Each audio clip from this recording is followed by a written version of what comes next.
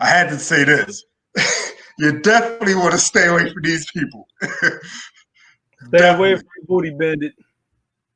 And this is another thing. People gonna tell you who they are. Right. People, like I said, like it's not a lot of raping going on in prison. But the if somebody guys want to get a booty up, they're gonna give it up. Exactly. But the guys that disgusting. But the guys that are doing it, which is rare, because it's hard for them to live anywhere. Usually you can't even live in population like that. It is. Yeah, it is. And people, so time will only tell. So here's the funny thing, right? So you have Booty Bandit up there, and I'm thinking to myself how, so for the most part, you'll know.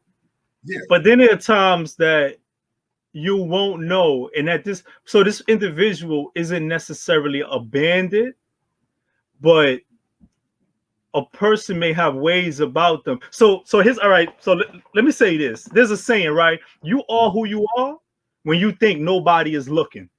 Exactly. Because you could do whatever. I don't know what you do. Maybe you pick your nose, and when nobody's looking, you don't have to be judged for it. You know what I'm saying? So you may be into all type of things. And sometimes you don't know who a person is until they're exposed. And the individual, as an individual, we may have to like reevaluate our friendship with that person. Of course. So I always used to sit back and watch, right? So let's say whatever prison it is, right? Whatever correctional institution, the Sing Sing, Attica, Elmira, Clinton, wherever it is. You're in population, and for the most part, you've been there a while, and you have a familiarity with the people around you. Some people you know better than others, you know? At least you think you know the people around you. That's true. One day, right? Look, the draft comes in. And in that draft, they bring a guy, because it's a male facility, but a guy, the new prisoner, has titties. Or you're going to see a whole different change in people. Now you start witnessing changes in the behavior of some of the men, some of the toughest. Listen, some of the gangbangers, the super machismo. You start noticing, yo, am I bugging, or does it appear that he's going out his way to get the attention of the? Or you may come to me and be like, yo, Jose Macho, yo, you heard about the knife fight? I'll be like, yeah, I heard they was getting it. Yo, you know what that was over, right? Over what? It was over that booty, that boy's booty. Over the boy that, yo, stop playing. Yeah. Nah, son said that's his thing. And the other one was trying, and it's like. And I've seen guys actually go to war, like really trying to kill each other over these affairs. Yeah, you know, it's serious. No, it's very serious. For a guy that's about to do time, even if let's just say he's gay, he's a man that likes other men, whether he's straight, you know, homosexual, he only deals with men, or he's bisexual and likes men and women. Because you encounter those who have wives. Who have wives, right? They have boyfriends on the inside and wives on the outside. But what I actually suggest for any dude is, even if that's your thing, like, this is not the place to indulge in that. You know what I'm saying? And this goes beyond just one's relationship, one's sexuality. Even if it's something like, be careful what you indulge in. If you love to gamble, this is not the place for that. Like, if anything, you're here to do your time. I would recommend that an individual do it as constructively as possible. You know, try not to get involved in certain things that have these detriments to them, that can go left at any moment. You know what I'm saying? You'll have dire consequences to pay for it. And it's not rocket science what these things are. You know what I'm saying? You don't have to suffer dire consequences for attending college. No. You know, so yes, the guards may not like that you go to school. Yes, that they may try to put you in compromising situations so you could risk it all because they don't want you with a degree. You get what I'm saying? But those are easier to maneuver than actually indulging in buffoonery, man. And you gamble, that gang life. Yo, it comes with consequences that I don't think a lot of people look to see what those consequences are. They're accepting. It's like MasterCard, right? They send you a card. They don't even ask you if you want to be a member. They straight send you the card and say, listen, you got a $500 limit. Just call this number and activate it. In your mind, it's like, yo, wait up. That's a free 500. That's a free 500. But you didn't read the terms and conditions. They put terms and conditions in small print for a reason. Exactly. They do it for a reason. You know what I'm saying? And it's the terms and conditions that people are accepting. You know, this gang life, this gang culture, just certain elements of prison culture. And that's what's good about having a session like this, because a lot of prison, you know, elements of prison need to be demystified. Because sometimes people are certain ways because they feel that they have to be those ways, and you don't have to be that way. You don't. I walk around with my chest up because my chest naturally sits up. You know what I'm saying, Blader? Exactly. Some dudes look. Some dudes walk like that on purpose because they feel like they have to. Yeah. But then you have individuals like us who can read through that, like, yo, bro, why you switching like that though? Like, why your neck? That's not natural. Like, you okay? Yep. You got no nerve damage going on. Another thing I want to say about this topic is that a lot of guys are not just out there raping dudes, but you have guys that will come at you in a subtle way, or they test the waters to see if they can like reel you in. I'm gonna give an example. So it was this young kid. He came into the block. I was in Sullivan then. So we call him Michael Jackson. We just gave him a name. We looked at him. We called him Michael Jackson. Yo, now this was a young kid. This kid had to be like 20. He's 20. He looks like Michael Jackson when Michael was like 20. That's why we called him Michael Jackson. So this, you could tell that he's a good kid. He has a 1 to 3. Right. He's maxing out, and all his time has been in the box. He's never been in populations from Rikers Island. Right. All right. He was one of those wild adolescents in the box on Rikers Island, in the box when he come up north. He's about to go home, so he's in population. This is his first time in population. So he's in college, he's trying to get his GED. And you have brothers helping him. Right. Now, people who are helping him with his schoolwork are guys who indulge in extracurricular activities with the same sex. Okay. So at first, nobody's really paying it any mind, and everybody's looking like, hold up. Why are these two guys always around this young kid like that? Like, what's going on? Right. Are they really helping him? Exactly. This is the thing. Like, are they really helping him? Right. Or is it something else going on?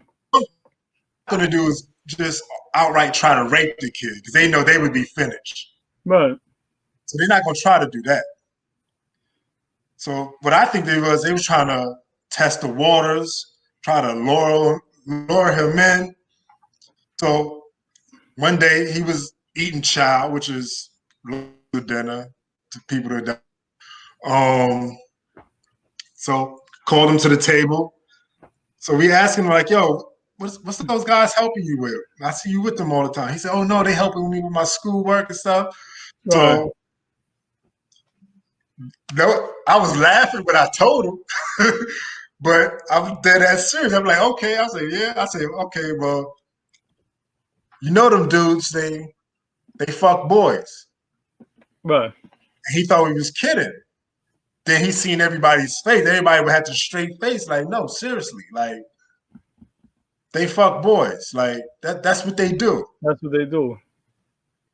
And he laughed it off, went in his cell. He went to programs and he signed in a PC when he went to his program. He never came back to his cell. He never came back to his cell. And I guess you know that weighed in on him while he was walking to his. And there's probably several things going through his mind. It was probably the stigma that comes with it. Like I'm hanging out with two dudes who indulge in his behavior, and I'm the last one to find out. And now everybody is looking at me like I'm possibly a part of that. Yeah.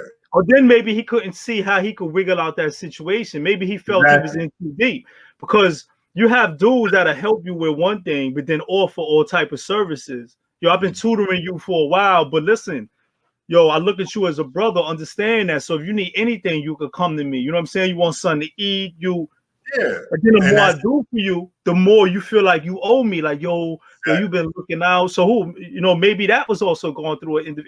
It's really a lot. Y'all don't have that thing. We looking for them.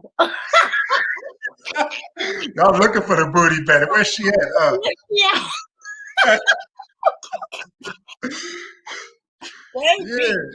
No, I'm gonna tell you this. We call them Pac-Mans though. See, y'all call them. Oh, y'all call them Pac-Mans? Yes, because there's especially an aggressive woman who don't have nothing.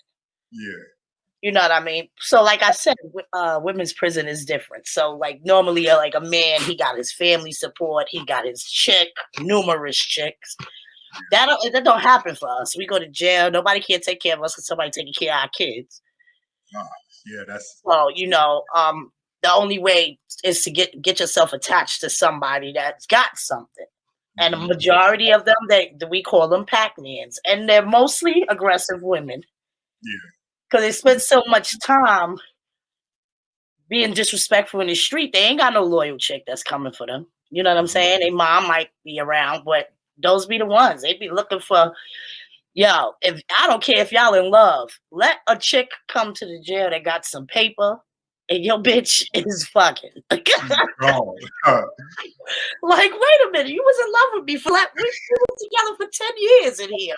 And now here come this girl with some money, and now all of a sudden you sneak into the yard with this bitch and I gotta be quiet about it. So we looking for that bitch. Y'all looking for that booty Bandit, huh? Yeah, well, until you realize that, it ain't worth it, Yeah. It's too closed in of an environment to think that you're gonna have meaningless sex with somebody. Yeah. Especially somebody going through the same shit you're going through. Bitches be straight falling in love. You be like, yo, these people, they like literally getting married under trees and all of that. See, the men prison is so different. It's so different because you have, like, nowadays you don't have guys in there just taking dudes' butts. That's a thing of the past. Like when you hear these stories, you hear them. Usually these stories about the 70s, the 80s, maybe the early 90s, but that shit phased out. So if a dude is in there raping dudes, he can't live anywhere. Right. Because one thing about prison, it's gonna be a consensus of this dude that's raping dudes in here, he gotta go. He gotta get out of here. Right. So that's something I will say, that everybody will come together collectively and stab, cut, beat him the fuck up. He's getting out of there. That's hard. So the thing there in prison now is, if they are raping somebody, they usually gay. Right. So like a gay dude will most likely get raped way before a straight guy, because a gay dude is already intimate. Why though? Like, why is that acceptable? It's not acceptable. That's crazy. It's not acceptable. But you have these guys who go both ways, who mess with women, who mess with boys, and you have these guys who've been in prison so long, they just adapted to their life. They just feel like they're going to mess with men, and some of them guys are aggressive, but they're aggressive to gay guys. Right. You know what I'm saying? So it's like, it's not too many dudes really, I'm going to be honest, it's not too many dudes really taking up for gay dudes. Yeah, of course not, because it's a homophobia type of thing. Homophobia is like at an all-time high in prison. Of course, because that's like, if you accept it, you gay.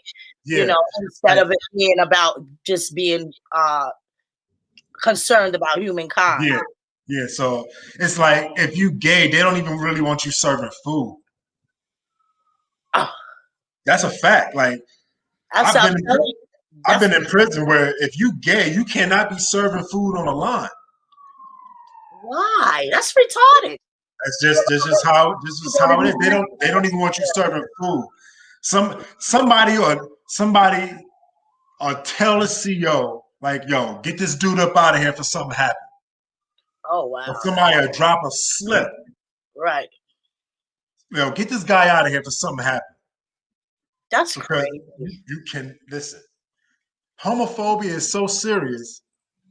If you have locks and you dealing with homosexual activity, the rosters will approach you and tell you to cut your hair. Oh wow. That's how serious it is. You cannot have locks running around dealing with homosexuality. The rosters will approach you like, listen, you got to cut your hair off. Oh, we gonna do it for you. Oh, we gonna cut your head off. Right. That's what I was thinking in my head. You're gonna cut your head off. That's crazy. That's how serious. If you could have locks and you don't have to be rostered, like I said. Right. But if you got locks and you dealing with homosexuality, rosters will approach you in New York State prison and tell you, yo, cut your hair off. Oh shit. Or something's gonna happen to you. That's how serious it is. Everybody's getting some pussy and it's okay. It's okay. In a female prison, everybody. So is it? I've seen women have relationships with women, and the one that's married have her husband take care of both of them. He'll pull both of them down on a visit. Wow. Like that's how insane it is. Really? But not because it's not a sexual thing. Yeah. It's really not a sexual thing. Like I've dealt with women plenty of times, but in and out of jail. Yeah. It's more of, but I've never met a woman and been attracted to them from the door. Like normally we're friends, and then oh shit, we fucking.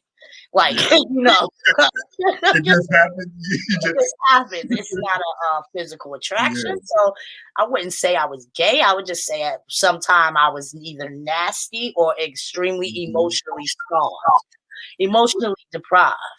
You know what I'm saying? That's so it's different. So it's like, you have men that'll be like, well, you take care of my woman, let me take care of you.